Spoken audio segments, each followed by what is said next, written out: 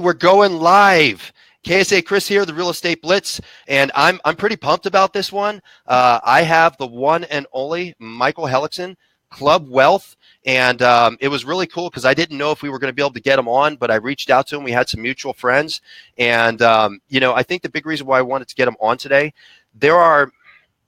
there are so many people that I know that are just like top producers. They're doing 30, 40, 50, 60 deals a month. And every one of them has either been involved or is involved with Club Wealth. Even recently, I sat in with a buddy of mine, Paul Neeb, and out of the blue, there's Michael Hellickson. I'm like, wow, that's cool. I was like a little bit starstruck, right? And then I saw other people that I follow online or I'm friends with, Stites team, they were on there. David was on there. And I'm like, okay, so this is the real deal. And afterwards, I went to Paul. I was like, dude, you got to find a way to hook me up with this guy because I got to get him on the Real Estate Blitz. So for those of you that are watching, I'm excited to do this for you. Right before we jumped on, Michael was asking, okay, what can I do? How can I add value? I says, look, just do whatever you can. Because again, all of you know that the big reason why we do the Real Estate Blitz, I'm not a coach, I'm not a guru, I'm just some guy that's found some success that wants to help other agents because I feel like we need that in our industry. Not enough people are doing it. If you can help somebody that watches this on YouTube or Facebook or hears it online on SoundCloud or iTunes, if you can help them create a better business in 2018, if you can help them become a better professional at what we do, then that's everything that the Blitz is about. So Michael, thank you so much for jumping on with me. I really appreciate it. How are you? I'm wonderful. I'm stoked to be here. I'm actually, the honor's all mine, man. I like you built me up with this awesome introduction. I'm kind of like, wow, I hope I can meet the standard there. That's awesome. Well, we'll find out. If people start jumping on here and they're like, yeah, this is awful, then we'll know right away. That's the best part about going live. People let you know exactly what's on their mind. So let's go ahead and jump right into it because I know I got literally I get off of this. I've been working, Fallbrook's on fire, has been on fire. So we had pretty much half of our team got evacuated last night. So I've been trying to stay in touch with them and add value and help wherever I can. On top of that, I got smashed with 2 listing appointments right after I get off the phone with you yesterday afternoon. And then I still got to go to an event gala. I still don't know what they call it. I'm kind of a little bit of a hillbilly. Here, my wife's here. She's very educated. Is it a gala or a gala? A gala. Okay, so I'm going to a gala tonight.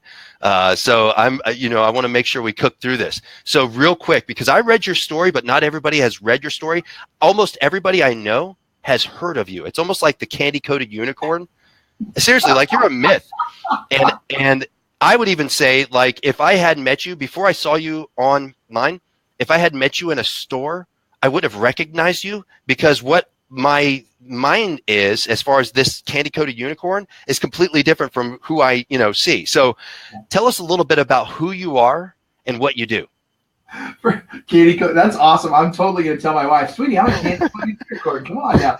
So I was a real estate agent for a long time, for about 20 years, sold real estate, did pretty well there. We were pretty consistently listing and selling over 100 homes a month. So had a big team. We were number 1 in the country for a long time. And what I'm really happy about is that I was able to do that just working 12 days a month. And so I got to spend time with my family. And I don't know if you can see it back in the background there, but kind of our core value statement is, no success in the world can compensate for failure in the home. What's up? David Stites is on.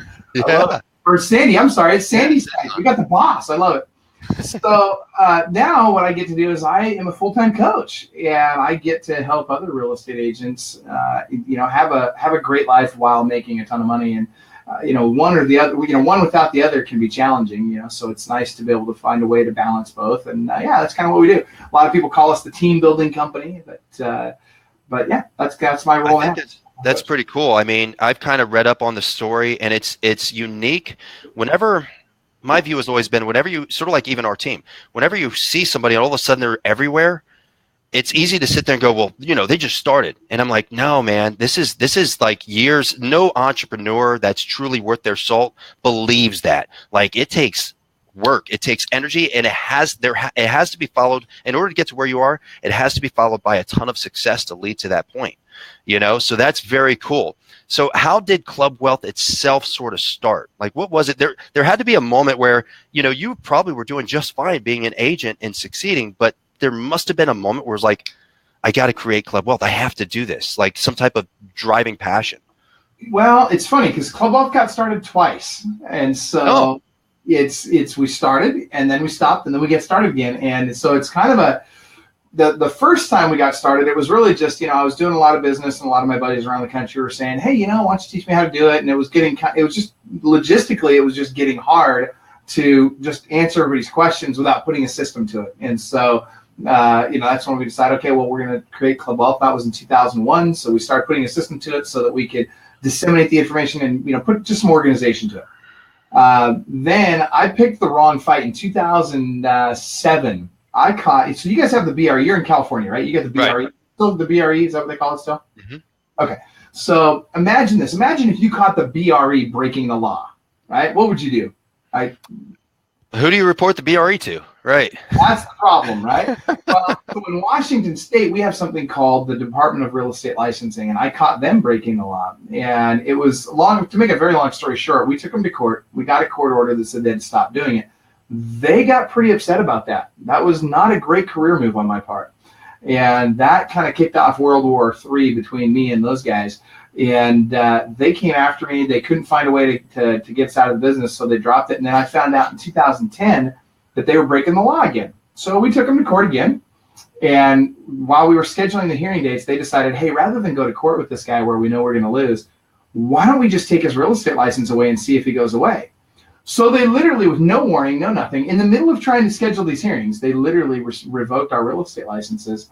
What they didn't realize was on that day we had 750 listings, and so we were not going away quietly. And it took us 30 days. And 30 days later, we get back into court. We beat them in court again. The judge freaks out on them. He says, "You guys got to give them their licenses back. You violated the rights in all these different ways. And, by the way, it was clearly retaliatory behavior." Those were his exact words. And he even ruled that it was gross negligence on their part. Wow. What's really great is, guess how much money we got out of all that? I was going to say maybe $10, like enough to get a Happy Meal. No, it's less than that. Yeah, it was less than that. And so we had to start over from scratch. So it took us about 90 days to get back up to 227 listings. And from there, they started coming after us again because now we had given them a big black eye. So we spent another $356,000 beating them in court every single time we went. And finally, I looked at my wife and I said, listen, they know they're never going to beat us in court. And I'm going to have a heart attack if we keep doing this. All they're going to do is they're going to run us out of money. They're going to try to bleed you. And they could. They had the bandwidth to do it, and I didn't. And so with her permission, I sold the company. And so we were going to take a year off. The year turned into 3.5 years. Turns out retirement's kind of fun. 3.5 years later, some guys that I think you know too. Do you know Mike Bjorkman, Jesse Zagorski? So these are some of the guys that started to reach out to me, and they're like, "Hey, man, you need to get back into coaching because we want you to." I used to coach them before, right? And they're like, "You need to come back. You need to get back into coaching." And so after a lot of thought and prayer, and it was funny because Bjorkman says he asked me this was the key question that really flipped the switch for me to get back into coaching. He says, "Michael, how do you feel when you get off one of your coaching calls?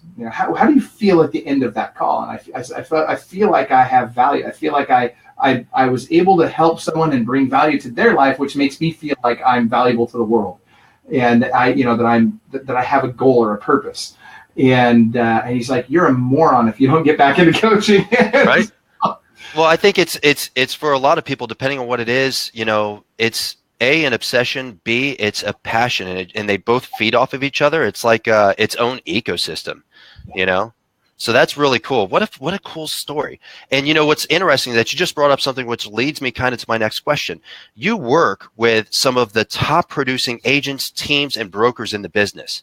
And I want to believe, and I do believe because I do a lot of research and I call, sort of like how I reach out to you. I guess I don't have a whole lot of fear. So if I see somebody, sort of like we have some mutual friends that we talked about, I just call them and I'm like, "Hey, I just want to hang out with you. Can I get you coffee? What can I do? How can I find a way to hang out with you and be friends?" Because I believe in a meet me or beat me mentality. You're either at my level or above me. Otherwise, I don't have time.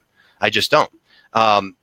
What is the common thread for success as a real estate agent? Because you do work with so many winners, what do you think that one common thread is? Or do you think it's multiple things? I think it's multiple things. I think a drive alone is not enough, right? I mean, if you have really great drive and you're just going as hard as you can, But it's like rowing with one oar in the water. If you don't have the direction to go along with it, you're just going around in circles. You might be going around in circles really fast, but you're still just going around in circles. And so I think, you've got to have that drive and passion. So you got to really understand your why. You got to dig deep and really find out, why am I doing this? But then you really got to understand the process. Like, what is the process? How do I get from here to there? And then you've got to be really committed to that process and develop daily habits that will force you to be successful. Interesting. And I think if you look at the lion's share of the agents that are not successful in this business, the reason why for almost all of them is they lack the daily habits that will lead them to success. No doubt. Everything's an excuse. Everything's a distraction. It's true. I call it a daily battle rhythm. In the Marine Corps, that's like and it's done the day before in the Marine Corps. So you have your plan of the day. The plan of the day is done the day prior. So that way you come in the next day knowing exactly what's going to happen. And every day there's reports and analytics that are created, which goes to the 3, which is operations. Operations is looking at the monthly, yearly, quarterly goals and everything and saying, okay, if we do X production and it's done daily and it's done weekly and it's done monthly, then we're going to meet or exceed our goals. But I think you said something that was, to me, it touches in a personal place, and I get questions all the time about somebody will start in and immediately I go, what's your why? Like, why are you doing this? Why? What is it that's driving you? There has to be something more and something deeper for you personally, because if you're just showing up because, well, I just want to make a lot of money, that's not enough. You're not going to make it, because this business, it is tough. It is rough. Even if you're killing it, even if you're doing, well, I'm doing 100 or 600, and I have friends that are doing 600, 700 deals a year, and it doesn't get any easier. You have to have something more. Well, it gets easier, but in a different way. But you have to have something more. There has to be something like deep, dirty grit inside of you. So can you talk a little more about why? Well, so we ask people a lot. So we have an exercise that we do in Club Wealth, and we literally, with each one of our coaching clients, we spend one of our calls, we spend a full hour literally digging deep on their why. And everybody always starts off with, oh, I want to make a bunch of money, or more commonly, oh, I'm doing it for my family. Well, really? Are you? Let's define that. Why are you doing it for your family? Right. Well, I want my kids to have great things. I want them to have a great life. Well, why? Tell me why you want that. Well, because I want them to have a good life. I don't want them to have to struggle, or, I want them to have things I didn't have as a kid. Oh, okay. Tell me more about that. Well, when I was a kid, we grew up, we were kind of poor, and, we didn't have a lot of money. And so I couldn't do certain things. Like I couldn't play soccer because my parents couldn't afford the cleats, or, I grew up, literally I had to miss meals at times, and, whatever it is, but you keep digging deeper and deeper and deeper. And it's almost always traceable that to most people that are highly, highly successful today, you can almost always trace their powerful why back to the time between when they were 5 and 12 years old. Almost every single time. See, it's funny. Yeah, mine is actually from like later in life personally. And, to me, when I look at my family, because I remember the first time somebody asked me about my why, I was in Arizona, and I was hanging out having dinner. It was funny because we were talking about this with Sean Terry. Sean Terry it's on the investor side. He was a former Marine. He is huge into wholesaling, stuff like that. And I was hanging out with him. Eric Thomas was there, so it was kind of cool. And I hadn't thought about it, but to me, family and money are a byproduct of my why. The family's taken care of, the money that I'm creating and the success that's generated, and that's a byproduct of what actually drives me. And my why is a little bit darker, maybe deeper, because to me, after doing so many tours between Afghanistan and Iraq, it was, I deeply have to do this. I need, for my own individual self-balance, I need to have this type of a grind in my life. I was on the phone with Toby Salgado the other day. I don't know if you listened. Toby's a great guy. Great guy. I'm having him on Monday. And tell him I said hi. Super guy. Yeah, he's such a great guy, man. And, I need to be at work at 6 a.m, and I need to leave at 6 p.m. I need something bigger. I need to build stuff. Otherwise, I don't feel balanced. I don't feel, I'm not okay. I don't feel, it's just because I did it for 20, 21 years, and I need that. I almost need the anxiety, but it's that strong, positive, moving forward anxiety. It gives me balance. And if I don't have it, I'm an awful husband. I'm an awful father. I'm definitely not making money, so I think the why has to be gritty. It has to be deep. It has to be something else other than family or money, I love the words you just used there. Seriously, Chris, you just nailed it. It has to be gritty. It's not, there's really only two motivators in life, right? If you think about it, there's hope for gain and fear of loss.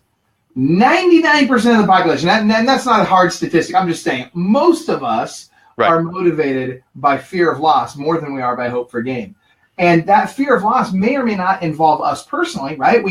For example, I really feel like there's all these agents out there and I have a responsibility. I got to help these people have a better life because this business chews through marriages, it chews through agents, it chews through, it destroys if you let it, or it can be the best thing in the world if you allow it to be, and if you're willing to do what it takes to make it that. So like for me, part of my gritty is I get anxious, like you said, I get anxiety thinking about, what happens if I don't do what I'm supposed to do? If I don't help these people with their business or their life, where are they going to end up? They're going to be back working for Walmart, or they're going to be back doing whatever. For you, it may be something totally different, and it may or may not necessarily be for you personally. It could be very easily for somebody else. And I know a lot of agents are in that boat. Yeah, no doubt. Absolutely. One of the things that I also wanted to sort of talk about, now we talked about a lot so far, which is really cool. But what we haven't talked about is major challenges. One of them was the why that we mentioned just now. What other major challenges, because you do work with so many amazing people, what other major challenges have you seen? So, and it really depends on where people are at, right? So if I'm new to the business versus if I've got a team of, 40 agents, 100 agents, so I'm doing, 5, 6, 1,000 transactions a year, I have different problems than if I'm brand new in the business. So I think you really got to look at it from where am I at in the business standpoint. If I'm new in the business, a lot of times I have a lead generation problem, right? Like I got to figure out, how do I even get leads? There's really 3 things agents have to do: lead generation, lead follow-up, and lead conversion. That's really it. That's the business, right? It's pretty straightforward. Everything else is noise. True.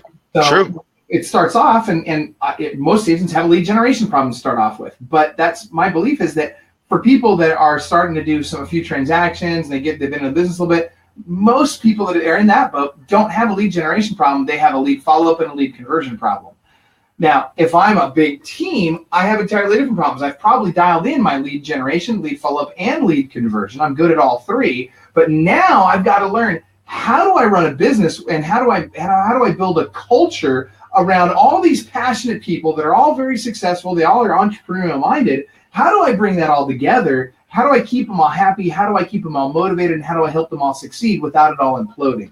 Right. That's a tough one. It is a nonstop balance. And I've watched so many great people rise and then fall, and then sometimes rise again. Sometimes they don't. And I think you hit on something, and it was in that last meeting I sat in on. Culture. Like, yeah. I can't preach that enough. Whenever somebody reaches out to me, I'm like, okay, so if it's falling apart, what's your culture like? Well, what do you mean? Well, I mean exactly what I mean. That's the problem.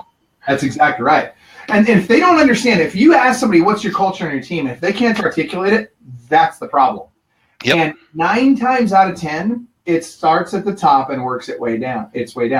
The problem is that, especially for, like, let's say I've got a young team leader, they're new to success, we'll say, right? Right. So they've done well as a lone ranger, and now they're going to go crush it. They start building their team. They get a bunch of people to see, to buy into their vision, and I'm going to go. We're going to go crush the world. Yeah, let's do it. Everybody rallies around them, and all of a sudden they put this team together. And now they start to realize, they start getting into that 5, 10, 15, 20 agents on their team, and they start to realize that, hey, whoa, hold on. Now this is very different than selling real estate. This is team leadership. That's a very different animal. Yep. And if they haven't been hit yet, like if that person, because you start to think, I'm untouchable. I'm the best. Look at me. Look at I'm killing it. I'm winning. I'm awesome. I know everything. Yep. I love that you said, I'm winning, right? Every time I hear that, I think Charlie Sheen, right? I'm winning. Right. But I mean, literally, that's what happens. They get into this kind of Charlie Sheen mentality where the entire world can see, bro, you're a train wreck, but they don't see it themselves. And that's when, if you can't articulate your culture, you need to be asking yourself, am I a train wreck? Right? Like if I'm looking on the table and I can't figure out who the sucker is at the poker table, it's probably me, right? Yep. Yep. And I think, a lot of it too is speed. Some people move so quickly, and if you're a rainmaker, even when we started building this, I was the rainmaker. I still am to a point, but I'm more focused on the overall leadership development. I'm really the operations officer background now, but because it does change, it has to change, just is what it is. But if you're a rainmaker and you have that sense of self-worth, and then you start adjusting and you don't have the maturity or the time behind you. It's sort of like in the Marine Corps, and I hate going back to it, but it's true. I used to think when I first started in the Marine Corps, well, in the other services, you can become a sergeant this fast. It took me 7-8 years before I could become a sergeant. Then I was a sergeant for another 7 years before I could become a staff sergeant or staff NCO. I was a gunny for like 8 years before, and it's really time, maturity, and you're basically trying to become that next rank before you actually obtain that next rank. And that's where I think a lot of people go wrong. And maybe I think it's also a cultural thing right now with entrepreneurship, because it's the new cool thing. And actually, I was going to ask you a question about this too. Hustle, hustle, hustle, hustle. You keep hearing the hustle word, and it's tossed around like, it's like, you want some hustle? Here's some hustle. Who else wants hustle? And they're just making it rain out there, right? And in the process, not understanding, even at myself, I'm 40. I still got at least another 30 or 40 years in me.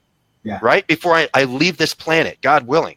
So sometimes it's about patience and allowing yourself to mature and realizing you need to be acting what you want to become before you become that. And sometimes you can't do that on your own, which is why I wanted to get people like you on, because I'm a firm believer.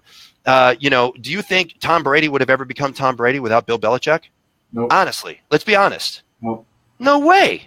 No. And it's not just Bill. Bill's a huge part, right? But you got to look at the rest of the team too. Every single person on that team helped him get where he's at. And you look at Russell Wilson right now. You want to start using the quarterback analogy. Oh yeah. Right?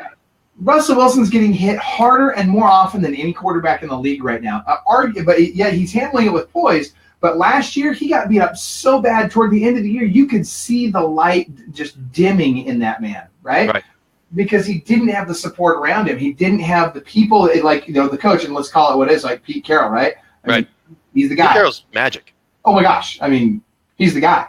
Very different approach. Yeah. Oh, and so here you've got Pete, who has helped Russell Wilson really develop very quickly that business maturity that you talked about, that maturity of that leadership maturity that he had to have to really dial in that team. You look at both those guys, every single time somebody comes off the field, they're high-fiving everybody as they come off the field, offense or defense, good or bad, doesn't matter what's going on in the game. They're always there to support everybody. So, yeah, I think in terms of, you were talking about this maturity thing, that is a huge part of the problem with some of these team leaders, that they go out and they think it's all hustle, hustle, hustle, and let's just, we're going to go crush the world. And they forget that, dude, we're dealing with people's lives here, right? We need to honor that. We need to take that seriously. And we can do amazing things. We can help people do amazing things. We can do amazing things together. But we've got to understand at the end of the day that we have a responsibility to these people. We need to take care of them, and we need to treat their money and their life as more sacred than our own. Yep. They eat before I eat. And that's why a lot of people don't like real estate agents. That's why a lot of people don't, and I've been saying it before, and I mean, maybe call me the bearer of bad news, but I just feel like our industry is in a very bad direction, and we're allowing people to come in and attempt to take it from us because of those very simple reasons. We're not honoring, and I love how you put it that way, we're not honoring those that feed us. We're not honoring those that have helped us build what we're creating. We aren't honoring those, our clients. And even for our team, the way I always express it, if you walk into the grocery store and you don't respect the person that's bagging your groceries, that's a service. And if you think you're above them, if you're going to be arrogant enough to actually think you're better than them because you have more money, then you don't get it. We're no different. Basically, we are a well-paid bagger. Okay, we're providing a service, and you better provide it in a great way. And that's my personal opinion. And I think where I got that opinion, talking about what you said, it's not just the coach alone. The coach is a start, but it's the support around them or the team. And this is how I view it with us.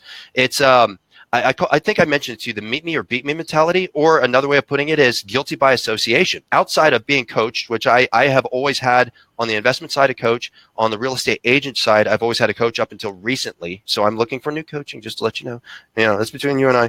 But yeah, but it's it's a matter of who are you associating with. And I've always made it a point. I go out and find the people. That's how I found like Adam Nelson, David Serpa, the Lisa Force. You know, a lot of the people in our industry, Brent, which I just got off the call with. Oh, yeah. I go out and find these people, and I met Brett because I happened to find him on Facebook. I added him. I started communicating with him. I started adding value to any of the posts he put on there. And one day I was like, hey, man, I want to come to your office and say hi. Can you give me an hour? Well, I'm really busy. Great. Can you give me 30 minutes? I'll bring you coffee. No? Can you give me 15 minutes? I need 15 minutes of your time. He said yes for 10 minutes, and then we ended up staying for an hour and a half, right? And that's you need that support system. I think it's impossible to mature appropriately without, and I could be wrong, and that's fine. That's what's cool about like the Real Estate Blitz. Most of this is my opinions or other people that are giving their opinions, and some people don't like it, and that's fine. You know, do you? And usually I always answer with, okay, how many deals have you done? Well, I did 3 this year. Okay, maybe you should change the way you think. That's just my opinion. But if you're good with only doing 3 a year, good for you. However, if you want more, maybe you should listen, get out, talk to people, associate. And it's saying here, I wanted to meet you, so here we are. So coaching is, to me, a must. You don't know what you don't know, and you do better when you know better. And then a support system or being guilty by association, meet me or beat me mentality. And then within your own, as you start to grow and build, culture. So I just think that's so freaking important. So going back to the hustle thing real quick. Like I said, I feel like everybody just keeps saying, you know, if you just hustle enough, if you just work enough, you'll get there. And I think that's what's really being preached when you listen to podcasts. I think that's dangerous sometimes because, look, effort is an absolute must. You have to put in massive effort, massive energy. But there's this other side that a lot of people don't really talk about. So outside of hustle, what else would you recommend people really should be focused on? Well, you were talking about influence and association. One of my very favorite quotes in the whole world comes out of a little book right here. I'm not sure if you've ever seen this. The Treasury of Quotes by Jim Rohn. Freaking love this guy. And I quote this all the time, but it's don't join an easy crowd. You won't grow. Go where the expectations and the demands to perform are high. So I think about this, and you know, you're talking about, you know, you got to surround yourself, the meet me or beat me thing, right? You got to surround yourself with people that are succeeding at the level or above the level that you want to. When I started selling real estate as an 18-year-old in high school, I said, you know, and please don't misunderstand. Those of you that are watching, please don't think that I was saying this in an arrogant way.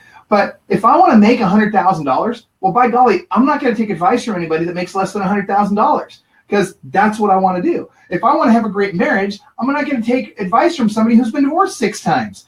Right. I've got to, if I want to climb Mount Everest, I want a guide that's been to the top of Mount Everest before. And so the way we structured our coaching company with Club Wealth, we said, all right, we need to have tier specific coaching. So, and this, by the way, this is how we went. Well, this is not the only way, but this is one of the keys for us to having gone from brand new again, right, 2.5 years ago to the #1 coaching company in the team space today. Here's one of the secrets. I'm ready.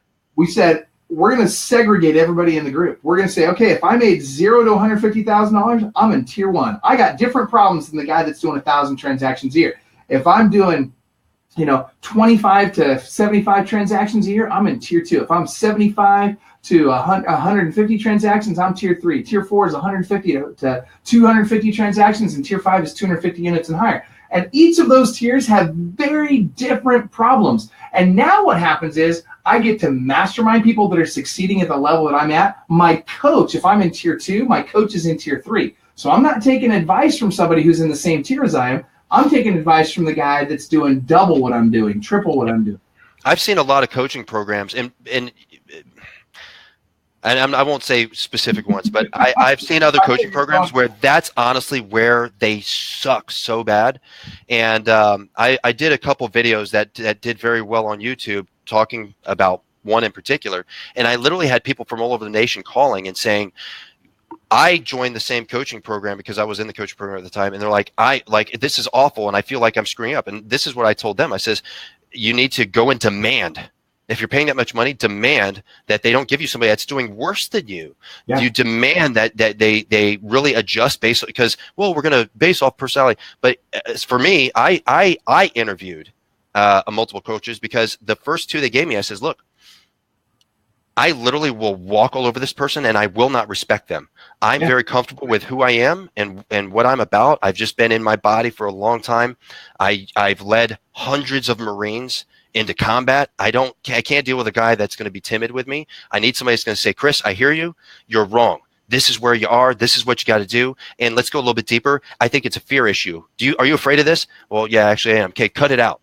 Stop doing that. Chris, is what you got to do. But that's what they tried to put on me too. And I'm like, nah, this is, I'm already paying you and I'm in a contract. So you're going to get me what I need.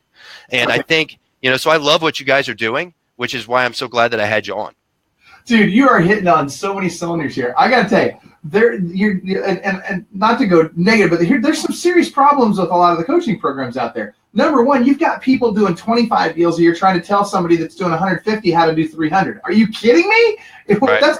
That's like me asking a college professor that's making 40, 50 grand a year to teach me how to go out and make millions. Are you kidding me?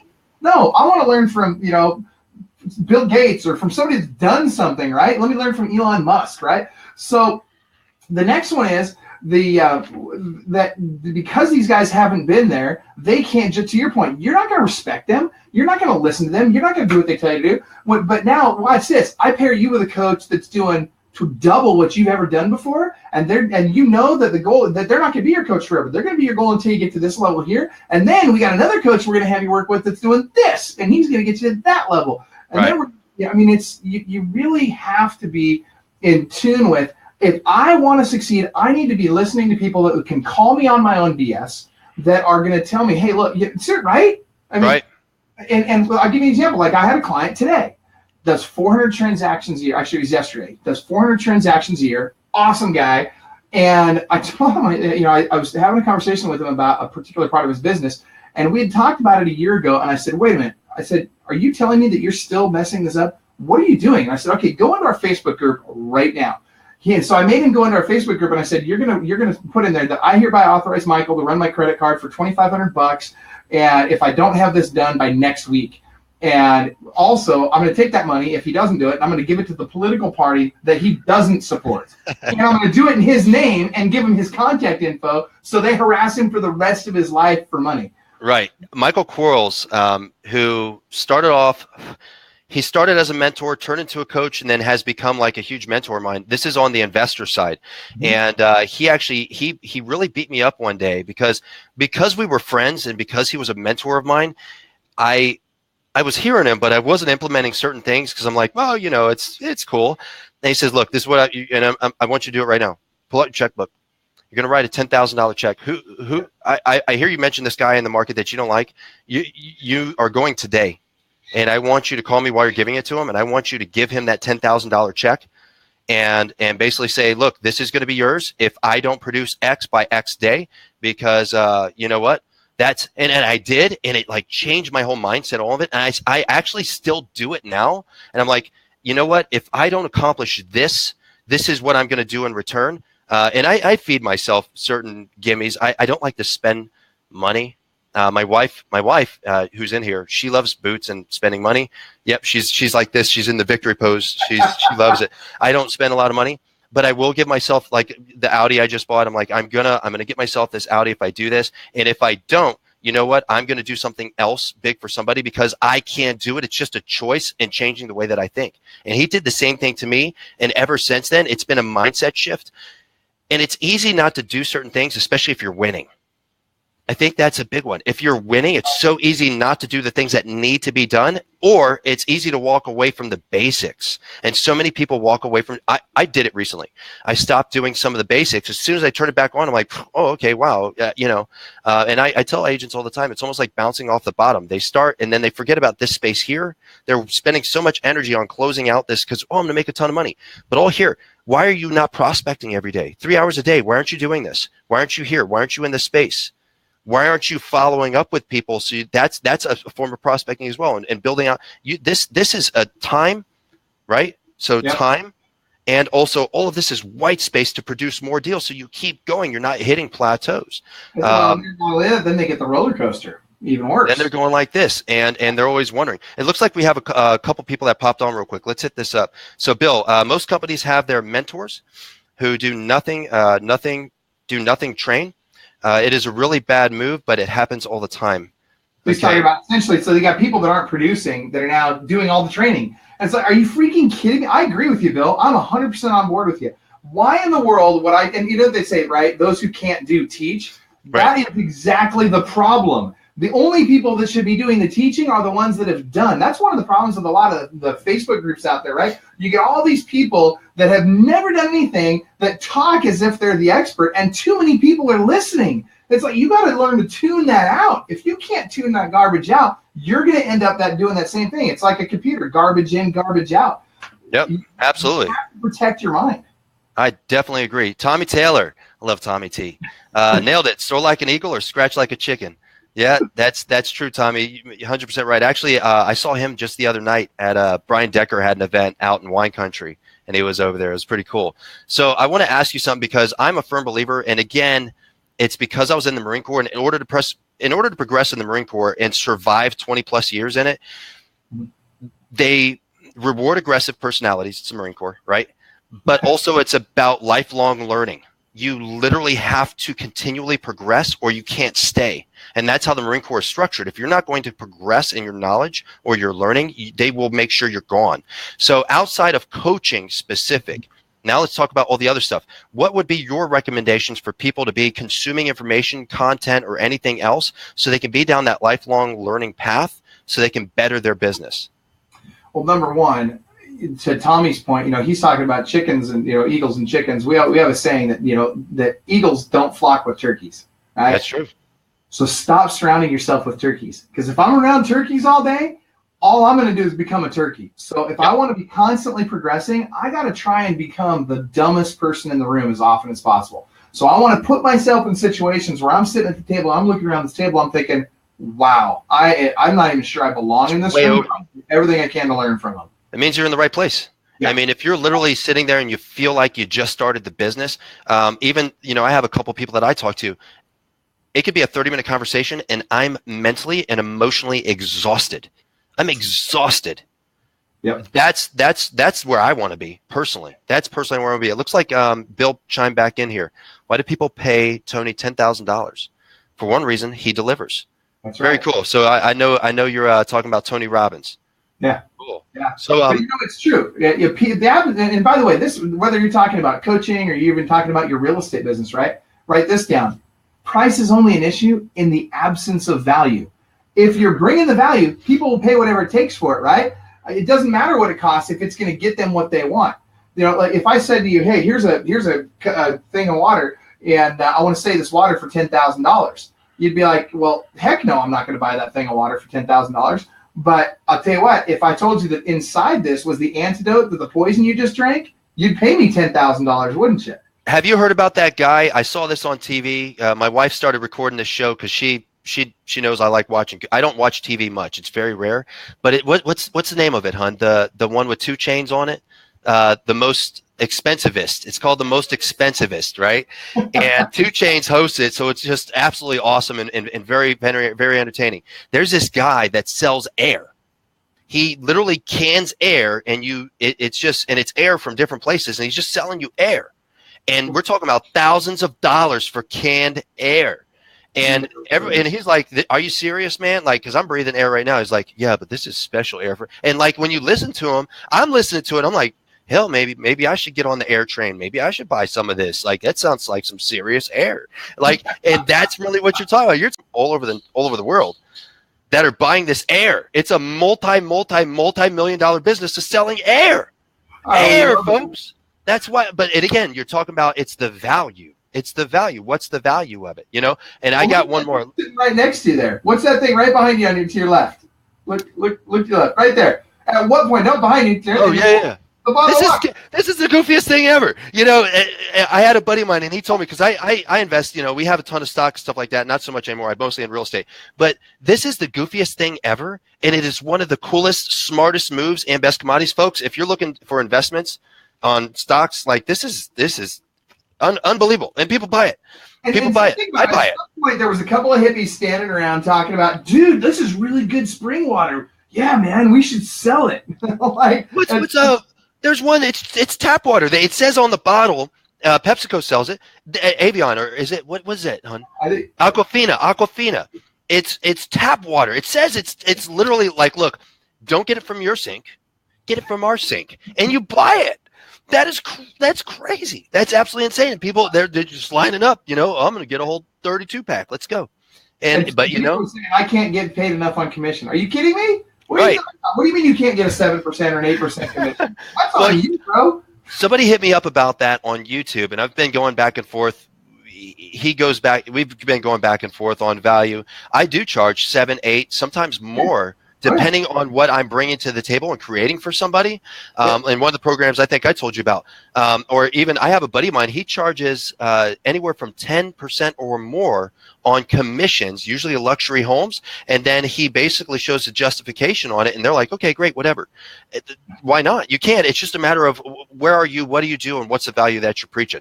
We got one more from Daniel. Daniel, I love Daniel. He like watches all the YouTube stuff, watches all the Facebook stuff. Should I save up for a few months of coaching first, or should I commit now and hope you can teach me this way? The other coaching program will have you sign up at the cost of your future. I have my opinion. I'd love to hear your opinion on people saving up money to start coaching. Yeah. So, and when you put it that way, it sounds a lot like, hey, yeah, go ahead and throw your credit card down. Here's the thing I would say. I don't ever want to put someone in a tough financial position. And if you have a track record for not having your money saved up, if you don't have 6 to 12 months worth of income or expenses in the bank, that tells me that I have a track record for not being where I need to be financially. So I don't want to make that worse. So rather than saying, oh yeah, sign up for $500 or $1,000 or $2,000 a month worth of coaching, depending on what level you're at or what tier you're in, I would rather say, you know what, why don't you start at $97 a month, start with our group coaching program. Let us get a foundation under you. Let us help you get some money built up, and then earn your way into tier 1 by setting aside that money. Prove to yourself that you can do it. Same thing, like I don't buy cars on payments. I just don't. I pay cash for cars. I go buy whatever I want, I pay cash for it, and I own it for 20 years. So do I feel like debt is a bad thing? Not necessarily. Real estate debt, wise real estate debt can Wise be. real estate. Yeah. Right. And I said that because too often real estate agents are too comfortable with real estate debt. But smart real estate debt can be a good thing. But I don't like consumer debt. I want you to be consumer debt free, and I certainly don't want to create consumer debt by having you throw down your credit card when you're not ready for it and for coaching. I agree with you, and I actually had this same conversation just the other day on the phone with Toby Salgado, and it was a really cool conversation, and I think he and I were in line with each other. This is, and I'm going to use an example of somebody that used to be on our team. Used to go to all the seminars, pay for all the coaching, pay for this, pay for that, and I would call and say, so it's Sunday, you just finished up this 4-day course, so what are you doing on Monday? Oh, well, you got to take a break. You always tell me, Chris, life balance. So, and then Monday comes and you took a break. Now it's Tuesday. I'm like, so what are you implementing from the 4 days that you just spent thousands of dollars for? Well, I was going to take a break, but this thing come up, and, you always talk about you got to take care of family first, Chris. So I'm going to spend time with the family. Now it's Thursday, and I'm like, so what's going on? Where you're going? Well, Chris, you always talk about, you got to learn and you got to study. So I'm going to spend the next couple of days studying and make sure I have a plan. Got to write down the plan. And it's like, so what does it stop? Yeah. I think what it comes down to for me, and the way Toby put it, you could listen to 30 different podcasts and literally probably get all the stuff you probably need to know. But in the beginning, you need to sit down and commit. Pick one, maybe 2 channels, and commit violently. Yep. And I say it all the time, think big, start small, move quickly. Yep. And it should be violence of action and just absolutely massive action. Commit. If you're going to do door knocking, door knock. But a lot of it, to me, before you start coaching, even if you – so, Daniel, in my opinion, if you did want to save up the money and go into coaching, if you aren't emotionally right to begin with and you're not committed, you're going to be wasting your money. You need to know that I'm able to commit to this because I need it. I figured out my why. I need it. So even if you do go into debt to start coaching, to go to that next level, to help somebody get you there, at least you're going to be committed to it, and everything that you hear and everything that you're told, you're not going to blow it off. You're not going to blow it off, say, well, I don't have time for that. No, you make time. You find a way. And guess what? It sucks because, well, for me, even Kim, when I first started a lot of this, well, are you going to come home? I will. Look, I love you. But you got to understand, I'm sacrificing now. I'm trying to create income. And people ask me all the time because they know mostly I'm a huge investor. You need to create income first before you start investing. If you believe in all the hodgepodge, well, zero, no money, you can invest. That's not how you should start investing. No. Create income, then invest. And I tell people, when you got $100,000, then you call me back and I will help you to become an investor. But I feel the same way about coaching personally. If you're going to go into debt to start coaching, could it take you there? It could, but if mentally, again, mindset, if your mindset is broken, nobody can help you anyways. You got to fix your mindset first. Then when you spend that money on coaching, that's what will catapult you. That's what will make you the top producer. That's what's going to take you where you've been dreaming of going. So that's my opinion. No, I think you're spot on. I mean, at the end of the day, you have to do what it takes to succeed. Nobody else is going to do it for you. No, and there's no magic pill. There's no candy-coated unicorns. Right? I mean, at the end of the day, if you're not willing to do the deal, you're not going to make the money. And by the way, I would suggest stop focusing on activities and start focusing on outcomes, right? So don't say, I'm going to make 100 calls today. Well, 100 calls does you no good if you set 0 appointments, right? So start focusing on, I'm going to get an appointment every day. No matter what it takes, my day is not over until I get an appointment, period. That's awesome. My week is not over until I've set 5 appointments, no matter what. If I'm newer in the business, if I'm a big team leader, it's a whole other story. But for those of you that are in that position where you're still struggling and you're trying to figure out how do I make it in this world called real estate, you got to get focused on outcomes. And you know what? Let's call it what it is. I'm a big believer in quality of life and balance and a huge believer in family. Again, no success in the world can compensate for failure in the home. I really believe that. That being said, when you're new in this business, you're going to have to bust your freaking rear end to get going in this business. It's not going to be easy. It's going to require sacrifice. It's going to require hard work. It's going to require knowledge that you're going to get from lots of different places. But you have got to knuckle down and do the work. If you don't do the work, you're never going to get to that point where you can, like when we were doing $450,000 a month in GCI, I was working 12 days a month. That's a great life. But I didn't get there overnight. Well, to your point earlier, you were like, all of a sudden everywhere I go, I see Club Wealth. It's like this overnight success. Well, yeah, it's an overnight success, 26 years in the making. Right. Absolutely 100% true. I remember somebody told me something similar to what you just said. When we first started this business, we built our business on me cold calling. And because our broker at the time, they're like, you get some water and some donut holes and you stand out in front of, seriously, our broker, I've been in the business. And so this is, again, I didn't know any better. I've been in the business 16 years and we've sold almost $100 million worth of inventory. Looking back now, I'm like, is that it? But that's, different. That was a different time. That's a good couple of months. Yeah, exactly. I'm like 16 years. Now I look back, and they're like, you get some donut holes and you stand outside, this community that's down the street, and eventually people will start calling you. And I was sitting there and I'm like, that's I can't accept that. I can't. So I started doing research and I was like, I could cold call. I have no fear. I'll call anybody. When I changed the way that I thought, and this is why I also talk about coaching. The first coach I got, I started paying this guy. I ended up becoming his therapist and the guy that told him what I was doing so he could figure out how to create his own business. That's why I was so negative on coaching when I first started, because I felt like I got took. That's another reason why on the Real Estate Blitz, I want to start introducing people to productive coaching programs instead of getting taken advantage of by some guy that's in your brokerage, right? That's just not a producer, not doing anything, doesn't know anything, but they're going to take your ideas and then have their hand out when you get your first 3 deals. But that's another topic. You talk about how do I, on the topic of how do I pick that right coach, right? Like, how do I know? Yeah, that's a great question. I would love to hear it. Yeah. Well, I would say one of the things I'd want to know is what's their retention rate? Like, how many of their clients year over year, and I won't say the name because you and I were talking about them earlier and they're very popular, but I know that this person's retention goal is 25% year over year. That means 75% of the people that sign up for their coaching program today are going to be gone and not in that program 12 months from now. Well, that's not good.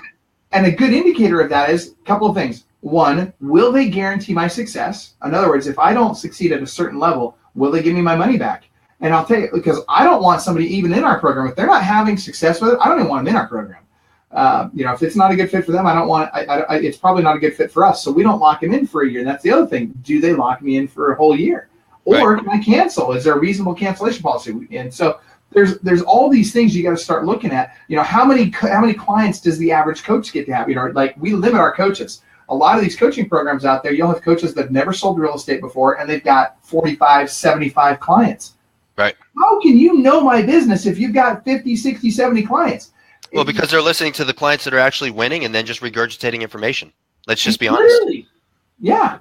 And so now I want a coach. For me, I want a coach that has no more than 10 clients. I want somebody that I know, and they're in there doing it right now. They're selling real estate right now. They're for real. They're, having success on their team, in their business. Right. I can go on and on, but there's so many things that we're not. I think the problem is that people aren't asking the right questions. Instead of asking, show me the success, they're asking, what are you going to do? I don't care what you're going to do. Show me what you've done. Right. Yeah, it's 100% true. And, man, I feel like we could end up talking for 2 hours and we're almost out of time. So I'm going to start buttoning this up, but I want to get in this last question because it's a question that comes up. Thanks, Sandy. We appreciate it. It's a question that keeps coming up to me and people keep asking me. I actually asked Brent a little bit, something similar. Let's talk about brokers for a second. I don't think enough people are talking about it. And I think brokers need to, it's a big ship in there. It's a wide turn. I think they need to start changing quickly. What are your views on where the state of brokers and brokerages are? And what do you think? Do you think anything needs to change? I don't know. I mean, maybe that's a better question. I do. And I'm very passionate about this because we actually have a broker owner coaching program. And I'll tell you, it's run by the second fastest growing brokerage on the planet, the owners of that brokerage. And here's what we've talked about. You've got all these brokers out there that are stuck in these old models, and they just don't want to change their model, and they're because they're afraid to let go because they don't understand, how do I change what I'm doing right now to move and ebb and flow with the market, right? The cheese has moved, bro. Like, you either get the cheese or it's gone, but it has moved. So you've got to ask yourself, what does that look like for me? And the days of agents paying, $300,000, $400,000, $500,000 a year to their broker, those days are going away. I mean, I got news for you. Agents are not doing that anymore. I think not only they're going away, but I think they're gone. I think people are starting to realize, even if you feel like it's home, if there's no value add, and I'm not going to call out different brokerages, but that's what I'm saying. I would even say with our past, our broker was making $15,000 to $20,000 a month off of us. And then when I went and asked our old broker, and said, look, literally, we're having to use your signs with your name. You ask us, you make us pay to be in the paper, but you put your face with your cell phone on it with our listings. And it almost feels like a criminal enterprise now. It almost feels like people are being held hostage. And now there's options. Now, like, there's options out there to where nobody has to feel like they're held hostage anymore. So here it is. Brent actually put that. That's why I launched a 100% model, right? That's really what's happening, whether it's a 100% model or you find a way to give and add value to a model that actually takes a percentage. If I'm going to give you $100,000 to $300,000, I was talking to we have a friend, and made a jump recently because so let me get this right. I give you $150,000 this year. I know next year I'm going to give you I'm going to give you at least $300,000. I'm going to give you a house. I'm going to pay you a house, and literally you're giving us nothing other than, well, at least you get to use our colors, and that's important. That's a big, you get to use our brand. That's garbage, but my opinion. But I mean, what do you think brokers need to do? Here's the thing. I'm not trying to say that there's no room in the space for split-based brokers. What I will say is, to your point, they have to find a way to bring more value. And Brent Conley, you just made a great point. Brent, he made the change to his brokerage. And again, it's not that you have to change to 100% brokerage, but in the process of making that change, he didn't strip away value to be able to do that. He continued to add value and do that. And that's why you see some of these brokerages growing tremendously because, and they are, and what they're growing very, very quickly. And it's not the big box, it's not the big brands that are growing tremendously right now for the most part. It's the smaller independents, and it's the new brands that have come to the table. The HomeSmart. HomeSmart, yeah. Oh yeah, in terms of national franchises, Allison James growing. I mean, there's just so many great ones that are growing right now, and I feel like especially the big box ones, traditional, their idea of fixing the hole in the boat is to throw more money at it and to buy people out as if that's going to fix it, and I don't know if that's the way to go.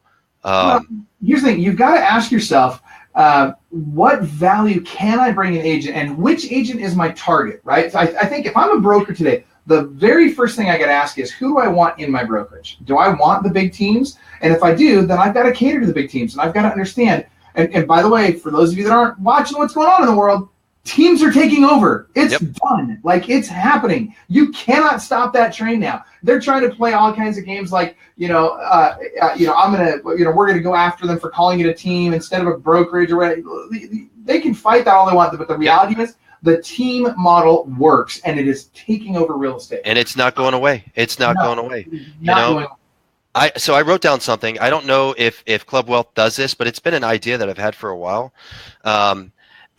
Is there a way, or is there something or some type of product where, and I've just always thought this was smart, and we're even exploring it and would love to explore it. So a brokerage wants to add value. And to me, one of the greatest values that you can add is helping somebody actually become a better producer. And a lot of that production comes from coaching.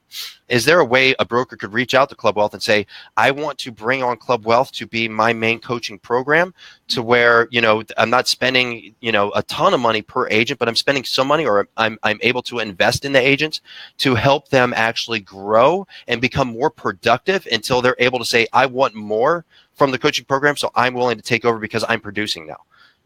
So the short answer is yes and yes. And so the in terms of reaching out to us, just jump on our website, go to clubwealth.com and hit clubwealth.com/strategy session, and that'll get you a call with me. If you're a broker, make sure you put in the notes that you're a broker owner, and we'll figure out how to get you on the phone with me, and we'll talk about how we can do that for your brokerage. But the reality is, one of the things as a broker, people, I don't care what level they're at, right? Even the big teams, on down to the brand new agents, people need not just education, but they need quality education. If I'm a broker today, there's 3 things I've got to do. And Brent, you know this. I know Brent's watching right now.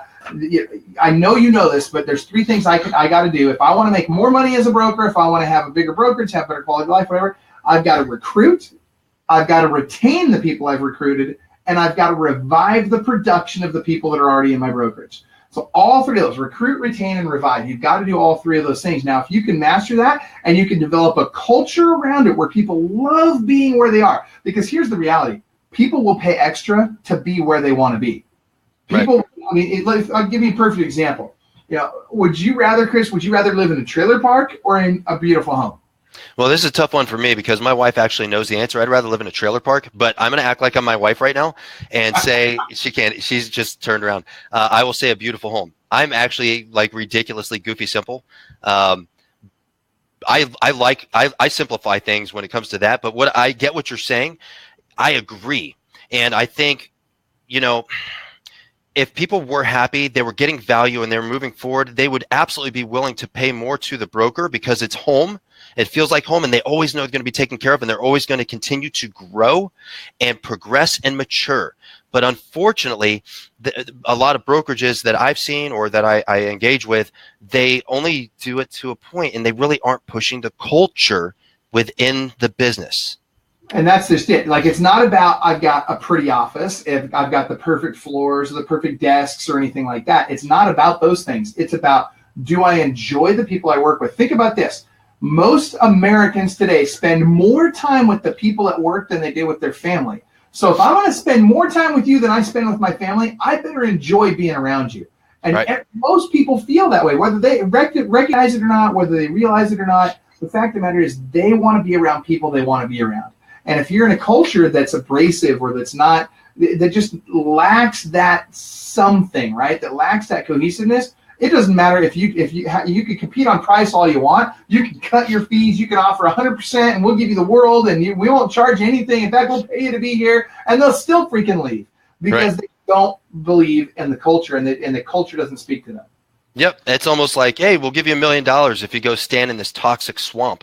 I'll pass. You can't pay me enough to stand in that toxic swamp. But it is what it is. Look, I'm telling you, I could talk to you for 2 hours, but I know you're short on time. I am as well. So this is what I want to do. I'd love to have you on again in the future. I'm going to reach out to you after this because I I just love listening to your mindset, where you are, and what, it just it's the right guidance that I believe needs to be put out there into the world of real estate agents, in the real estate industry in general. And I feel like not enough people are doing it appropriately, because let's be honest, especially like on podcasts, a lot of people that are attempting to do it, they're going after and monetizing. They're too focused on the monetization instead of saying, you know what, I want to add value first. I want to go out there and actually really deeply, genuinely help people and talk about the truth, because sometimes the truth is going to scare people off, or sometimes the truth is going to shut people off. But I love what's coming out of your mouth, and I just think it's needed so desperately right now, and in the present condition of where our industry is and where it's going. So thank you so much for being on. But before we get off, how can people find you? How can people reach out to you? How can they find out more about Club Wealth? So a couple of different ways. Facebook, we got a wicked cool Facebook group. It doesn't cost anything to be in it. Just go to Facebook and search for the Club Wealth Real Estate Agent Mastermind. So it's just Club Wealth Real Estate Agent Mastermind on Facebook. Request to join. Make sure your profile shows that you're an agent, or we're not going to let you in, because we're very particular about who's in that group. You can go to our website. We have our coaches. If those people that are watching, if any of you want to watch, hi Kim, if any of you guys want to watch or want to actually speak to a coach, not a salesperson, but an actual coach who's producing at a higher level than you, and have them look at your business, we will spend an hour on the phone with you, looking at your business, figuring out where you're at, what you're doing, what's working, what's not working, what you're willing to do, what you're not willing to do, what your vision, your goals, and your culture are, and we will help you develop a game plan for 2000. Well, I don't want to date this, so for the coming 12 months, right. We'll help you develop that game plan. And if you decide you want to ask about coaching at that point, great. If you don't, that's cool. We're just happy to help you out. Because to your point, what we figured out is if we just spread enough good out there and we just keep bringing value, guess what? All of a sudden, everybody's like, okay, these guys are for real. Like, they actually do want to help, whether they make any money on it or not. So there you go. Well, and they genuinely care. And I think that's what we need more of in this industry. Get rid of the arrogance, get rid of, let's start humbling ourselves. Let's start working through empathy and be empathetic towards the reality is when somebody buys or sells a home, that is like a major life change, and they're either opening or closing a chapter in their life. Not enough agents are working from the point of empathy, and I think it's so needed right now. The world is changing, so I just think everything, I wish we could just talk for like 2 hours, but I know we can't. So thank you so much. Thank you, Michael, for being on. For those of you that are watching right now, for those of you that are going to watch later on YouTube, for those of you that are listening on iTunes or SoundCloud, pretty soon Libsyn and Stitcher, thank you so much for listening in. I keep saying it over and over and over. I'm on a mission. I know I'm alone right now. I don't care. I want to help change the industry for the better, because I deeply love what we do, and I love selling real estate, and I want us to be here for many years to come.